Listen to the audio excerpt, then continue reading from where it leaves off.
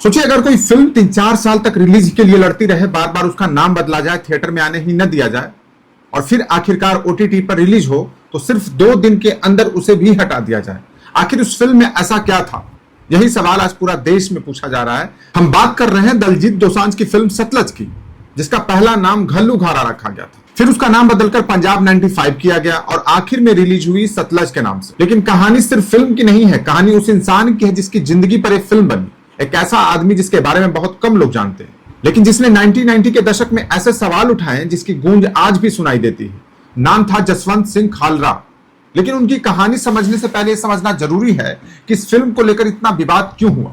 आज करीब 3 साल से यह फिल्म सीबीएसई के सर्टिफिकेशन में अटकी रही। रिपोर्ट्स के मुताबिक फिल्म में बड़ी संख्या में बदलाव और कट्स की मांग की गई। फिल्म मेकर्स और सेंसर बोर्ड के बीच लंबी खींचतान चली। आखिरकार थिएटर रिलीज की जगह इसे ओटीटी पर लाया गया और सबसे बड़ी बात, मेकर्स का दावा था कि ओटीटी पर जो वर्जन आया वह बिना कट वाला था। लेकिन रिलीज के लगभग 2 दिन बाद जी5 ने एक बयान जारी किया कि करंट डेवलपमेंट को देखते हुए फिल्म भारत में फिलहाल उपलब्ध नहीं रहेगी। ध्यान देने वाली बात है कि जी5 ने कोई विस्तृत वजह नहीं बताई और ना ही उस समय तक कोई सार्वजनिक सरकारी आदेश सामने आया था जिसमें इस फिल्म पर आधिकारिक बैन की घोषणा की गई हो। यही वजह है कि सोशल मीडिया से लेकर के न्यूज चैनल तक बहस शुरू हो गई है। कुछ लोगों ने इसे क्रिएटिव फ्रीडम का मुद्दा बताया तो कुछ ने कहा कि मामला बेहद संवेदनशील इतिहास से जुड़ा है, इसलिए पूरी जानकारी सामने आने का इंतजार करना चाहिए।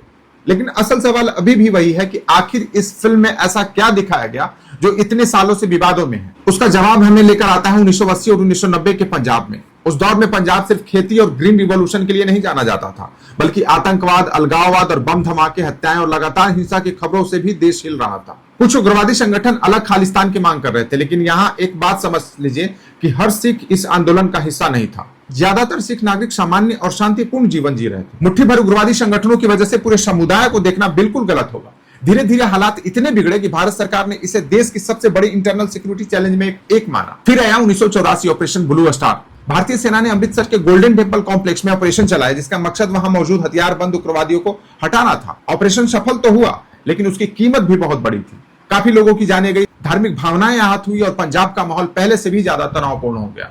कुछ ही महीनों बाद प्रधानमंत्री इंदिरा गांधी की हत्या हुई और फिर देश के कई हिस्सों में एंटी सिख दंगे भड़क गए, जिनमें हजारों लोगों की जान चली गई। यानी एक के बाद एक घटनाओं ने पूरे पंजाब को डर, गुस्से और अविश्वास के माहौल में धकेल दिया। इसके बाद पंजाब पुलिस और सुरक्षा एजेंसियों ने आतंकवाद खत्म करने के लिए बड़े पैमाने पर ऑपरेशन शुरू किए। इन ऑपरेशन में कई बहादुर पुलिसकर्मियों और सुरक्षा बलों ने अपनी जान भी दी और धीरे धीरे पंजाब में आतंकवाद पर काफी हद तक काबू पा लिया गया।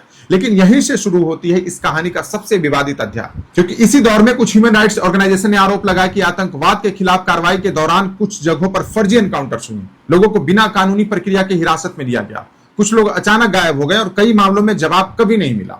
लेकिन अब सवाल यह था कि क्या उन आरोपों के पीछे कोई सबूत भी था या ये सिर्फ अफवाहें थी। यहीं से इस कहानी में एंट्री होती है एक ऐसे इंसान की जो एक ना कोई नेता था, ना कोई बड़ा वकील और ना ही कोई पत्रकार। वो एक बैंक कर्मचारी थे, उनका नाम था जसवंत सिंह खालरा। शुरुआत में उनकी जिंदगी बिल्कुल आम थी, लेकिन धीरे धीरे उनके पास ऐसे परिवार आने लगे जो रोते हुए सिर्फ एक ही बात कहते कि मेरा बेटा पुलिस उठा कर ले गई, वापस नहीं आया, मेरा पति उठा करके ले गया पुलिस और आज तक कोई खबर नहीं है, मेरा भाई गायब हो गया। अब यहाँ ज्यादातर लोग क्या करते कि सिर्फ कहानी सुनते, लेकिन खालरा ने फैसला लिया कि अगर सच है तो उसका रिकॉर्ड भी होगा और यहीं से उन्होंने शुरू की एक ऐसी जांच जो आगे चलकर पूरी दुनिया में चर्चा का विषय बन गई। वो पहुंचे अमृतसर म्युनिसिपल कॉर्पोरेशन। उन्होंने एक एक करके शमशान घाट के records, death register, cremation register और सरकारी दस्तावेज देखने शुरू किए। फिर उन्होंने कुछ ऐसा मिला जिसने उन्हें भी हिला दिया। उन्होंने दावा किया कि कई शवों को अनआइडेंटिफाइड यानी अज्ञात बताकर जला दिया गया, जबकि रिकॉर्ड्स में नाम मौजूद थे। कई मामलों में परिवारों को सूचना तक नहीं दी गई। उनका कहना था कि कम से कम अमृतसर में लगभग 2000 संदिग्ध अंतिम संस्कार के रिकॉर्ड मिले, जबकि कुछ ह्यूमन राइट्स ऑर्गेनाइजेशन ने दावा किया कि पूरे पंजाब में ऐसे मामलों की संख्या 25,000 से भी ज्यादा हो सकती है। हालांकि इन आंकड़ों को लेकर अलग अलग दावे और विवाद आज भी मौजूद हैं, लेकिन इतना जरूर हुआ कि जसवंत सिंह खालरा ने अपने पास मौजूद दस्तावेज भारत ही नहीं विदेशों में भी ह्यूमन राइट्स ऑर्गेनाइजेशन के सामने रखने शुरू कर दिए। धीरे धीरे यह मामला इंटरनेशनल मीडिया तक पहुंच गया और अब सवाल सिर्फ पंजाब का नहीं रहा, बल्कि ह्यूमन राइट्स और अकाउंटेबिलिटी का बन चुका था। लेकिन फिर हुआ इस कहानी का सबसे दर्दनाक मोड़ 6 सितंबर 1995। कुछ लोगों के मुताबिक कुछ पुलिस अधिकारी खालरा के घर के बाहर पहुंचे और जसवंत सिंह खालरा को अपने साथ ले गए। इसके बाद वो कभी वापस नहीं लौटे। उनकी गुमशुदगी ने पूरे देश में एक नया विवाद खड़ा कर दिया। बाद में इस मामले की जांच सीबीआई को सौंपी गई। सीबीआई की जांच और बाद की अदालती कार्रवाई में यह निष्कर्ष सामने आया कि उनका अपहरण किया गया था और उन्हें अवैध रूप से हिरासत में रखा गया और उनकी हत्या कर दी गई।